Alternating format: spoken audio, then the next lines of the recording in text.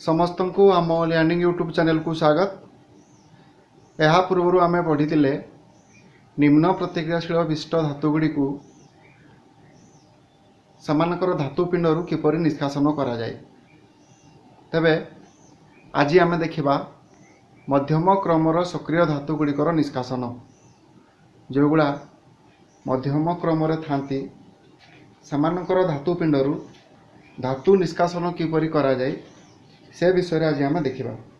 तेबे मध्यम सक्रियता क्रम धातुगुड़िक यथाक्रमे किए कि आम जाचे लुहा, जिंक, लेड, कपर को मध्य आम नहीं पारिबा। तेबे आयरन, जिंक, लेड एवं कपर एमाने हला कौन मध्यम धरणर प्रतिक्रियाशील विशिष्ट धातु। तेबे आम वर्तमान देखा यही धातुपिंड गुड़िकर धातु किपरि निष्कासन करा जिवो। तेबे देख मध्यम क्रमर सक्रियता धातु निष्कासन एमाने जो रहिले आमर लुहा, जिंक, आयरन एवं कपर। लुहा, जिंक, आयरन एवं कपर साधारणतः माने भूतक सल्फाइड, ऑक्साइड किंबा कार्बोनेट रूप में थांती। बुझेला। मध्यम धरणर प्रतिक्रियाशील विशिष्ट धातु यथाक्रमे आयरन, जिंक, कपर एवं लेड भूतक प्रकृति रे सल्फाइड, ऑक्साइड किंबा कार्बोनेट रूप में थांती। बुझेला। तेबे धातु को तार सल्फाइड और कार्बोनेट अपेक्षा ऑक्साइड रू पाइबा सहज होता है। साधारणतः जो धातुगुड़िक सल्फाइड किंबा कार्बोनेट रूप में थांती से धातु पाइबा अपेक्षा ऑक्साइड रू धातु पाइबाटा सहजजनक होता है। जमती आम देखीचे जो आमर आयरन और लुहार माइन्स अच्छी जड़ा बड़बिल इत्यादि अनेक अंचल लुहा खଣି अच्छी से लुहा खଣି रे लुहा सब ऑक्साइड ऊपर थाए, आयरन ऑक्साइड ऊपर थाए। तेबे से आयरन ऑक्साइड रू आयरन पाइबाटा सहज होता है। सेहीपरि जो धातुगुड़िक साधारणतः सल्फाइड किंबा कार्बन रूप में थांती से सल्फाइड और कार्बोनेट धातुपिंड गुड़ी को प्रथम रे कौन ऑक्साइड परिणत करने को पड़ी था। बुझेला। धातु को तार सल्फाइड और कार्बोनेट अपेक्षा ऑक्साइड रू पाइबा सहज होता है। तेणु सल्फाइड और कार्बोनेट धातुपिंड को प्रथम रे ऑक्साइड रे परिणत करा जाए। बुझीगला कि नहीं। साधारणतः मध्यम धरणर प्रतिक्रियाशील विशिष्ट धातुगुड़िक यथाक्रमे कौन आयरन, जिंक आउ किए कपर और आमर जो है लेड एमाने साधारणतः कौन ना मध्यम धरणर प्रतिक्रियाशील विशिष्ट धातु। एमाने ऑक्साइड, सल्फाइड किंबा कार्बोनेट ऊपर प्रकृति में रही था। सल्फाइड और कार्बोनेट अपेक्षा ऑक्साइड रू धातु पाइबाटा सहज होता है। तेणु प्रथम रे सल्फाइड और कार्बोनेट धातुपिंड को ऑक्साइड में परिणत करा जाए। बुझीगला ना नहीं। तापर देख कौन करा जाउछि। तापर कौन करा जाए ना आमर जो सल्फाइड धातुपिंड को ऑक्साइड में परिणत करने को हेले यहाकू यथेष्ट परिमाणर वायुर उपस्थिति रे अधिक परिमाणर उत्तप्त करने को पड़ी था। देख आमर जो रहा दुई प्रकार, गोटे है सल्फाइड धातुपिंड आ गोटे है कौन ऑक्साइड धातुपिंड। तेरे सल्फाइड धातुपिंड को ऑक्साइड रे परिणत करने हेले कौन करने पड़ो ना यहाकू यथेष्ट परिमाणर वायुर उपस्थिति माने प्रचुर परिमाणर वायुर उपस्थिति रे अधिक परिमाणर उत्तप्त करने को पड़ी था। यही प्रणाली को रोस्टिंग कहा जाए। बुझीगला। ताले रोस्टिंग प्रणाली कौन ना सल्फाइड धातुपिंड को ऑक्साइड रे परिणत करने को रोस्टिंग प्रणाली कहा जाए। सेटा केमती करा जाए ना ऑक्सीजन उपस्थिति रे बा वायुमंडल उपस्थिति रे यथेष्ट परिमाणर वायुर उपस्थिति रे अधिक परिमाणर उत्तप्त करने को पड़ी था। बुझीगला। आम एग्जांपल नहीं पारिबा जेमती जिंक सल्फाइड। जिंक है मध्यम धरणर प्रतिक्रियाशील विशिष्ट धातु। से सल्फर सहित प्रतिक्रिया करिकिना सल्फाइड रूप में रही है। तेबे ए सल्फाइड धातुपिंड को कौन करा जाउछि ना ऑक्सीजन उपस्थिति रे प्रचुर परिमाण ताप रिएक्शन करा जाउछि। रिएक्शन कले सी कौन परिणत होउछि जिंक ऑक्साइड अर्थात धातव ऑक्साइड में परिणत होउछि एवं सल्फर डाइऑक्साइड गैस रूप में निर्गत हो जाउछि। बुझीगला कि नहीं।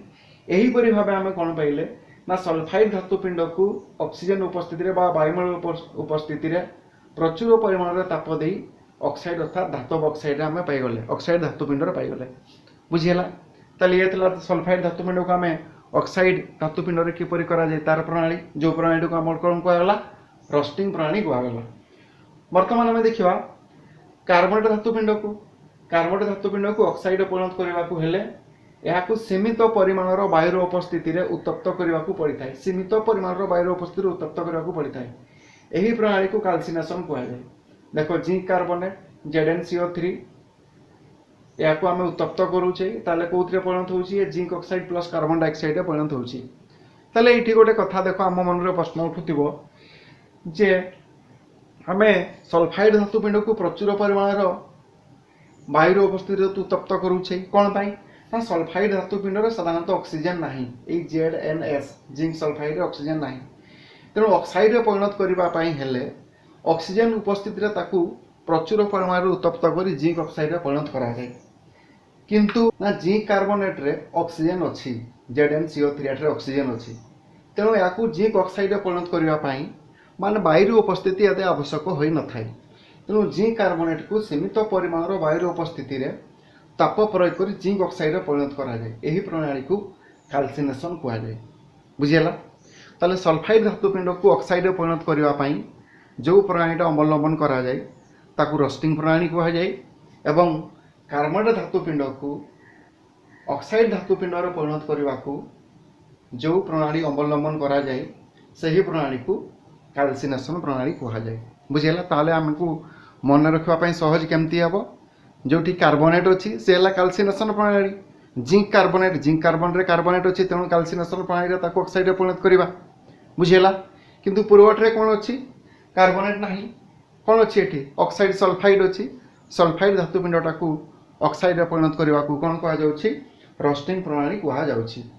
ବୁଝିହେଲା? ତାହେଲେ ବର୍ତ୍ତମାନ ଆମେ ଦେଖିବା ଏହି ଧାତୁ ପିଣ୍ଡରୁ ସଲଫାଇଡ୍ ଧାତୁ ପିଣ୍ଡ ବା କାର୍ବୋନେଟ୍ ଧାତୁ ପିଣ୍ଡରୁ ଅକ୍ସାଇଡ୍ ପାଇ ସାରିଲା ପରେ ସେ ଧାତବ ଅକ୍ସାଇଡ୍ରୁ ଆମେ ଧାତୁ କିପରି ନିଷ୍କାସନ କରୁଛେ। ଧାତବ ଅକ୍ସାଇଡ୍ରେ ପରିଣତ ହୋଇସାରିଲା ପରେ ଧାତବ ଅକ୍ସାଇଡ୍କୁ କାର୍ବନ ପରି ଉପଯୁକ୍ତ ବିଜାରକ ଦ୍ୱାରା ଉପଯୋଗୀ ଧାତୁକୁ ବିଜାରିତ କରାଯାଏ। ଅର୍ଥାତ୍ ଯେଉଁ ଆମେ ଅକ୍ସାଇଡ୍ଟି ପାଇଗଲେ ସେହି ଅକ୍ସାଇଡ୍କୁ ଉପଯୁକ୍ତ ବିଜାରକ ଦ୍ୱାରା, ଯାହାଦ୍ୱାରା କି ଅକ୍ସିଜେନ୍ଟା କ'ଣ ହୋଇପାରିବ? ବିଜାରିତ ହୋଇପାରିବ ବା ଯେଉଁଟାକି ଆମର ଅକ୍ସିଜେନ୍ଟା ଅଲଗା ହୋଇପାରିବ, ସେହିପରି ବିଜାରକ ଦ୍ୱାରା ବିଜାରିତ କରାଯାଏ। ଅର୍ଥାତ୍ ଦେଖ, ଆମେ ଯେଉଁ ସଲଫାଇଡ୍ ଧାତୁ ପିଣ୍ଡ ହେଉ ବା କାର୍ବୋନେଟ୍ ଧାତୁ ପିଣ୍ଡ ହେଉ, ଜିଙ୍କ୍ ସଲଫାଇଡ୍ ହେଉ ବା ଜିଙ୍କ୍ କାର୍ବୋନେଟ୍ ହେଉ, ସେଇଥିରୁ ଆମେ କ'ଣ ପାଇଥିଲେ? ଜିଙ୍କ୍ ଅକ୍ସାଇଡ୍ ପାଇଥିଲେ, ଧାତବ ଅକ୍ସାଇଡ୍ ପାଇଥିଲେ। ଏହାକୁ ବର୍ତ୍ତମାନ ଆମେ କ'ଣ କରିବା?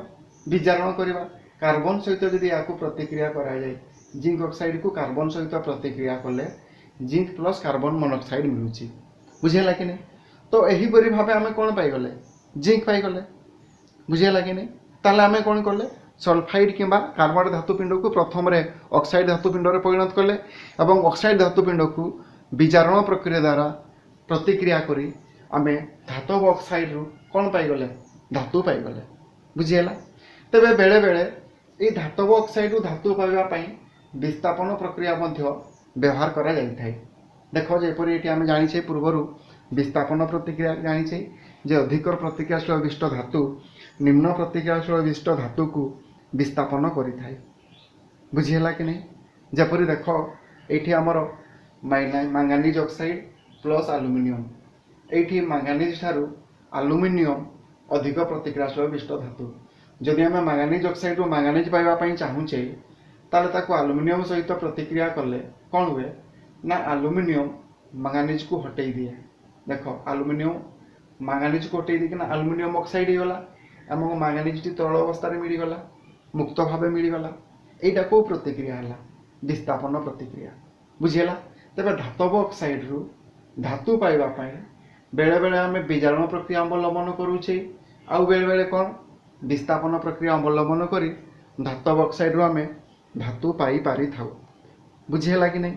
ତେବେ ଏଇଟା ଆମର ପଦାର୍ଥର ରାସାୟନିକ ଧର୍ମ ଉପରେ ନିର୍ଭର କରିଥାଏ ଯେ କେତେବେଳେ ଆମେ ବିଜାରଣ ପ୍ରକ୍ରିୟା ଦ୍ୱାରା ଧାତବ ଅକ୍ସାଇଡ୍ରୁ ଧାତୁ ପାଇବା, ଆଉ କେତେବେଳେ ବିସ୍ଥାପନ ପ୍ରତିକ୍ରିୟା ଦ୍ୱାରା ଧାତବ ଅକ୍ସାଇଡ୍ରୁ ଧାତୁ ପାଇବା। ବୁଝିହେଲା? ଆମେ ପରବର୍ତ୍ତୀ ସମୟରେ ଦେଖିବା ଯେ ଏଇ ଯେଉଁ ଆମର ମାଙ୍ଗାନିଜ୍ ଅକ୍ସାଇଡ୍ ଏବଂ ଆଲୁମିନିୟମ୍ ଏଇ ଯେଉଁ ବିସ୍ଥାପନ ପ୍ରକ୍ରିୟା, ଏହି ବିସ୍ଥାପନ ପ୍ରତିକ୍ରିୟାରେ ପ୍ରଚୁର ପରିମାଣରେ ତାପ ମଧ୍ୟ ସୃଷ୍ଟି ହୋଇଥାଏ। ବୁଝିହେଲା କି ନାହିଁ? ଆମେ ଯେତେବେଳେ ମାଙ୍ଗାନିଜ୍ ଅକ୍ସାଇଡ୍ରୁ ମାଙ୍ଗାନିଜ୍ ପାଇବା ପାଇଁ ଚାହୁଁଛେ, ଆଲୁମିନିୟମ୍ ସହିତ ପ୍ରତିକ୍ରିୟା କରାଯାଏ ଏବଂ ଆଲୁମିନିୟମ୍ ସହିତ ପ୍ରତିକ୍ରିୟା କରିବା ସମୟରେ ସେଠି କ'ଣ ହେଉଛି? ନା ପ୍ରଚୁର ପରିମାଣରେ ତାପ ସୃଷ୍ଟି ହୋଇଥାଏ। ଏତେ ପରିମାଣରେ ତାପ ସୃଷ୍ଟି ହୋଇଥାଏ ଯେ ଧାତୁଟି କ'ଣ? ତରଳ ଅବସ୍ଥାରେ ମିଳିଥାଏ। सेहीपरि जदि आम गोटे अन्य एक प्रतिक्रिया देखा कौन जोटा कि आम थर्मिट प्रतिक्रिया कहुए जे फेरिक ऑक्साइड Fe2O3 रो एल्युमिनियम सह प्रतिक्रिया रे एते तापमात्रा सृष्टि हुए जे धातु गुड़िक तरल अवस्था सृष्टि होती यह रेल धारणा गुड़िक जोड़बार कि फाटी जाइथिबा यंत्रांश को जोड़ापी व्यवहार होता है। यहीपरि जोड़ा प्रतिक्रिया को थर्मिट प्रतिक्रिया कहुए। बुझेगा कि नहीं? आयरन ऑक्साइड प्लस एल्युमिनियम रो रासायनिक प्रतिक्रिया घटिले कौन सृष्टि हुए? आयरन लिक्विड तरल अवस्था मिलता है और एल्युमिनियम ऑक्साइड कठिन अवस्था मिलता है।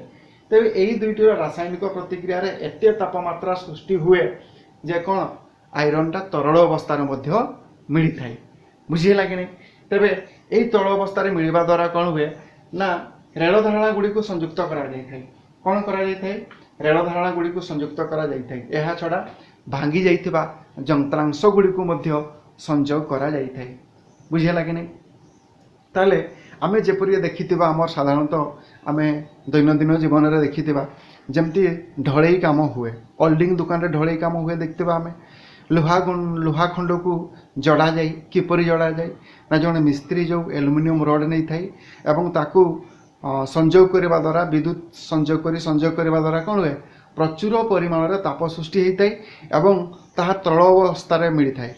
तरल अवस्था मिली दुईटी लुहा को कौन कर दे थाई जोड़ी दे थाई। बुझीगला?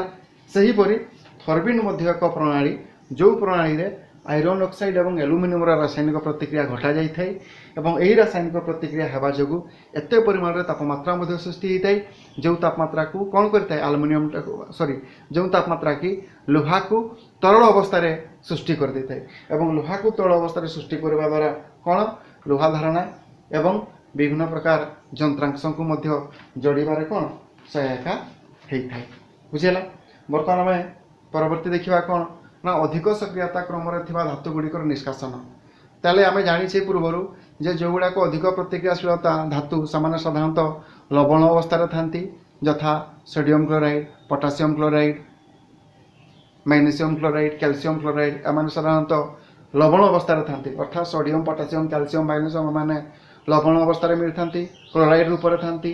अधिक प्रतिक्रियाशील धातु गुड़िक सामान्य तरल क्लोराइड रु वैद्युतिक विश्लेषण द्वारा मिलता है। ताले अधिक प्रतिक्रियाशील विशिष्ट धातु जो sodium chloride potassium chloride magnesium chloride रहा एम को कौन कराए वैद्युतिक विश्लेषण कौन ना से द्रवण में आम विद्युत सत्व प्रवाहित करवा विद्युत सत्व प्रवाहित करने द्वारा से धातु एवं क्लोरीन अलग अलग होता है। धातु गुड़िक कैथोड रे जमा है बेले क्लोरीन एनोड ठारे निर्गत होता है। तापर यहीपरि भाव ताहले आमर कौन ना अधिक प्रतिक्रियाशील विशिष्ट जो धातव लवण थाए से धातव लवण वैद्युतिक विश्लेषण द्वारा धातु मिलता है। बुझेगा? ताले देख पिले आम जो निम्न प्रतिक्रियाशील विशिष्ट धातु उच्च प्रतिक्रियाशील विशिष्ट धातु एवं मध्यम धरणर प्रतिक्रियाशील विशिष्ट धातु पाइले यही धातु गुड़िक आम जो धातुपिंड धातु पाइले से धातु गुड़ाक प्रकृत में विशुद्ध कि प्रकृत में शुद्ध कि ना से गुड़िक प्रकृत में शुद्ध हो न था। तेणु यही धातु गुड़िक आम विशुद्ध धातु पाइबापी पुणी आमको अन्य एक प्रणाली अवलंबन कराए। ताले से प्रणाली कौन देखा आम धातुर परिष्करण आम जो जिंक ऑक्साइड रु जिंक पाइले आयरन ऑक्साइड रु आयरन पाइले। बुझेगा कि नहीं? आम पूर्व जो पढ़ी कपर सल्फाइड रु कपर पाते मर्क्यूरी ऑक्साइड रु मर्क्यूरी पाते एगुड़ा प्रकृत में शुद्ध कि एगुड़ा प्रकृत में अशुद्ध धातु नुहति अशुद्ध धातु। तेणु यही अशुद्ध धातुर परिष्करण कराए। अशुद्ध धातु को शुद्ध करने शुद्ध रखापी वैद्युतिक परिष्करण वैद्युतिक विशोधन प्रणाली बहुल मात्रा व्यवहार कराए। बुझीगला? ताले यही अशोधित धातु गुड़ी को परिष्करण करने कौन करा ना वैद्युतिक परिष्करण वैद्युतिक विशोधन प्रणाली अवलंबन कराए। बुझेगा? पूरा प्योर धातु पाइबापी हेले आमको वैद्युतिक विशोधन प्रणाली अवलंबन करने पड़ता है। ताले बर्तमान आम देखा वैद्युतिक विशोधन कौन ना वैद्युतिक विशोधन कौन देख यही प्रणाली रे किपरि करा जाए। वैद्युतिक विशोधन प्रणाली रे गोटे अशोधित धातु आम शोधित धातु बा प्योर धातु खंडे आम केमती पाइबा। यही प्रणाली रे अशुद्ध धातु को एनोड एवं एक शुद्ध धातुर पतला पात को कैथोड रूपे नि जाए। देख ये गोटे कौन निया टैंक निया टैंक अर्थात गोटे कुंड निया यही कुंड रे आम कौन करें ना दुईटी धातु बा पात निया गोटे है एनोड एनोड रे अशोधित धातु अच्छी एवं ये कैथोड कैथोड रे कौन शोधित धातु प्योर धातु निया। बुझीगला? अशोधित धातु को एनोड अर्थात पॉजिटिव जो थाए से अशुद्ध धातु नि जाए एवं नेगेटिव ठारे कौन नि शुद्ध धातु नि शुद्ध धातुर पतला पात को कैथोड रूपे नि जाए बुझेला से ही धातुर कौन सी एक लवणर द्रवण को विद्युत विश्लेषण रूपे नि जाए जदि ये आम कपर को विशुद्ध करने चाहूचे ताहले कौन करा ना ये एक कपर सल्फेट सॉल्यूशन निया acidify Kapoor sulphate solution अम्लीकृत Kapoor sulphate द्रवण निया बुझीगला कि नहीं बुझीगला प्रथम रे कौन करा ना अशोधित धातु को एनोड रूपे निया एवं शुद्ध धातुर एक पतला पात को कैथोड रूपे निया जाए बुझीगला एमान को एक द्रवण कपर सल्फेट द्रवण रे बुड़ाई रखा जाए एठी आमे कपर को शोधित करूचे तेणु कपर सल्फेट द्रवण एठरे आमे नेबा बुझीगला तापरे कौन करा जाए देख ना विद्युत विश्लेषण विद्युत सत्व प्रवाह करने द्वारा एनोड विशुद्ध धातु विद्युत विश्लेषण द्रवीभूत हो जाए सम परिमाणर विशुद्ध धातु कैथोड उपर जमा हुए अर्थात ये कौन हुए जिते बड़े आम स्विच ऑन करदेगा ये विद्युत सत्व प्रवाहित हम विद्युत सत्व प्रवाहित हेले कौन हुए ना ये जो अशोधित धातु अच्छी से अशोधित धातु गुड़िक ये मिले जाती द्रवीभूत हो जाती कौटी ये द्रवण आम जो सल्फेट कपर सल्फेट द्रवण नहीं से कपर सल्फेट द्रवण ये शोधित धातु गुड़ाक जिते प्योर कपर थी सेटा ये द्रवण कौन हम द्रवीभूत हो अशुद्ध धातु जी परिमाणर कपर द्रवण द्रवीभूत हम से परिमाणर कपर जाइकिना शोधित धातु निकट जमा हो बुझीगला कि नहीं ये अशोधित धातु शुद्ध धातु द्रवण द्रवीभूत हम जितकी परिमाणर द्रवीभूत है से परिमाणर कपर धातु जाइकिना शोधित आम जो कपर पतला शुद्ध प्योर धातु नीचे पाखे जमा हम यहीपरि भाव में यही एनोड्रे अशोधित कपर जी कपर अच्छी धीरे धीरे द्रवीभूत होती परिमाण द्रवीभूत हो चलला से परिमाण ये जमा हो शेष आम शुद्ध कपर पाई बुझेगा एवं एटी आ जो आम एनोड्रे जो अशोधित कपर थिला शुद्ध कपर ये लगिगला किंतु आउ जी सब अपद्रव रहा से अपद्रव गुड़िक कौन हुए तले जमा हो जाए बुझेगा कि नहीं द्रवणीय अपद्रव द्रवण में मिसी जाए जो गुड़ाक द्रवणीय से कपर सल्फेट सल्यूशन द्रवण में मिसी जाव एवं अद्रवणीय अपद्रव एनोड्र तले बसी जाए ये अद्रवणीय अपद्रव गुड़ाक जो गुड़ा कि जलर द्रवीभूत हम ना सल्फेट कपर सल्फेट सल्यूशन द्रवीभूत हे ना से कौन हे तले बसी जाए यहाँ एनोड करदम कहुए यहीटा को जो तले बसीगला कादुआ टाइपर जिनस गुड़ा जो गुड़ा कि जलर द्रवीभूत नुहे से गुड़ाक जो तले बसीगला से गुड़ा कौन कहुच्छी एनोड करदम कहुच्छी बुझेगा कि नहीं ताले ये थिला हमर गोटे प्रणाली एनोड करदम प्रणाली जो प्रणाली रे कौन करा जाए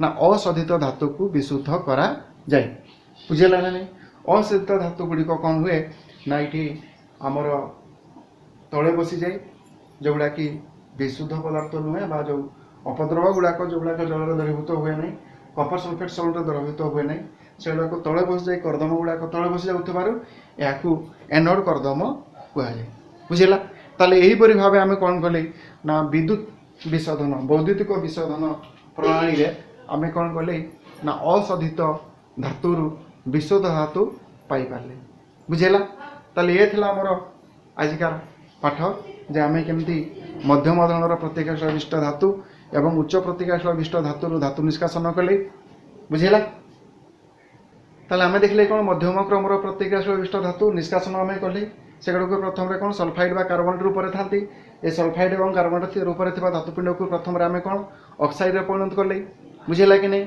सल्फाइड धातुपिंड को ऑक्साइड परिणत करने प्रणाली को रस्टिंग कहुए बुझेगा ये प्रचुर परिमाण वायुर उपस्थित ताप प्रयोग कर धातव ऑक्साइड परिणत कर रस्टिंग कहुए सेहीपरि कार्बोनेट धातुपिंड में कौन थाए ना ऑक्सीजन थाए तेणु यहाँ सीमित परिमाण वायुर उपस्थित उत्तप्त कर ऑक्साइड रे परिणत कराए काल्सिनेशन कहुए बुझेगा तापर आम देखले जो धातव ऑक्साइड पाइले से धातव ऑक्साइड को उपयुक्त विजारक द्वारा विजारण प्रतिक्रिया रे धातव ऑक्साइड धातु पाइले पुणी आम देखले ये बेले बेले आम विस्थापन प्रतिक्रिया व्यवहार करुचे ये विस्थापन प्रतिक्रिया व्यवहार कर धातव ऑक्साइड आम धातु पाचे जिते ये आम विस्थापन प्रतिक्रिया व्यवहार करुचे से कौन हो प्रचुर परिमाण ताप सृष्टि होता है तो सहीपरि गोटे प्रतिक्रिया थर्मिट प्रणाली जो थे आयरन ऑक्साइड और एल्युमिनियम प्रतिक्रिया करवा द्वारा प्रचुर परिमाण ताप सृष्टि होता है। याद्वारा भांगी जाइथिबा यंत्रांश एवं लुहा धारणा गुड़िक जड़ा जाए या थर्मिट प्रणाली कहुए।